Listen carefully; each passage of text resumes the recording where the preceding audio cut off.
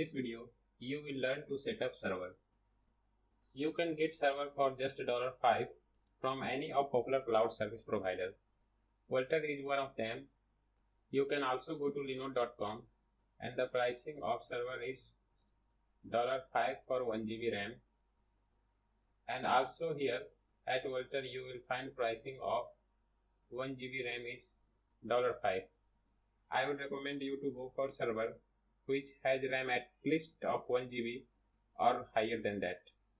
In order to create a server, you need to create an account with Vultr or Linode, any one of them. At this time, I am going to stick with Vultr and I will show you how to set up your Vultr server. So let's get started.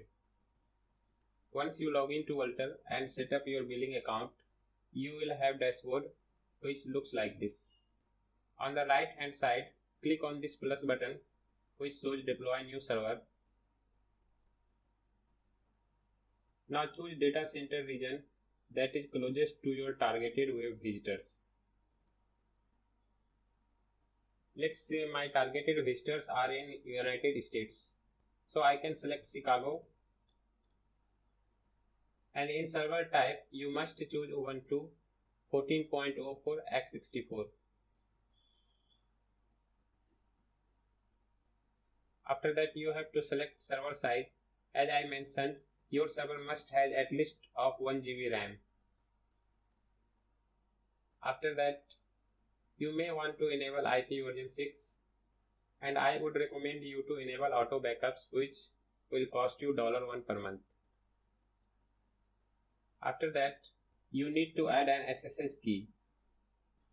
At present, I have 2 SSH key here. However, I would like to add a new SSH key for you. So click on add new. On Windows, you will need a open source software called Putty. Go to download Putty and download PuttyGen.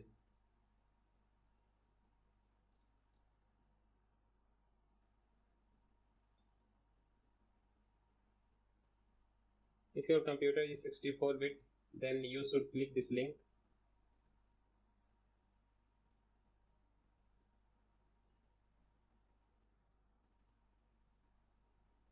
Now click on generate. Now this is your public key. You need to copy this public key to your server and save the private key to your computer. So let's copy this public key first. Add it here. Give some name to it.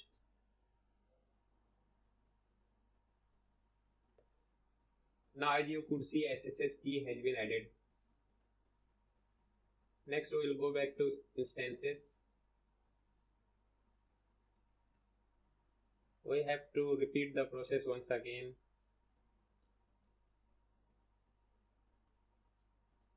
As I said, you must select Ubuntu 14.04 x64, enable IP version 6, enable auto backups, and at this time select SSH key Vultr 4.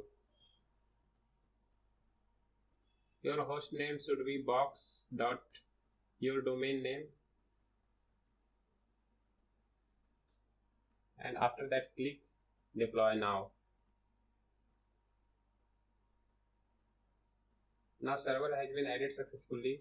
It will take some time to install.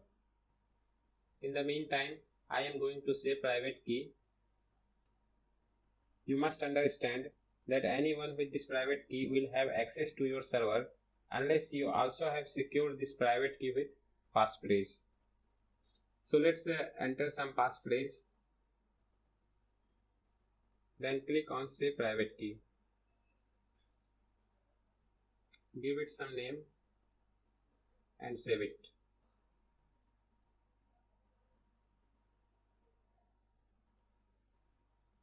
As you could see, our server has been deployed successfully and it is running.